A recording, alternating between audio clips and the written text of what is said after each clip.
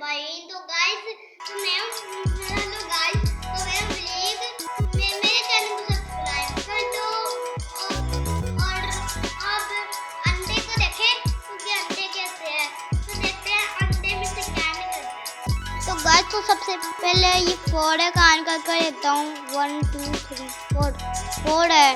तो देखते हैं अंडे में क्या लिखा है। 3 2 1 गो। इसका परमिट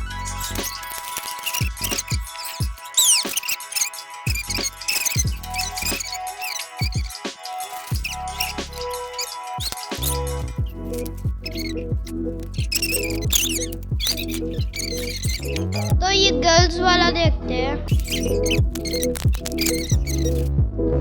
इसके अंदर ये निकला है, इसके अंदर ये गाड़ी लिखना है।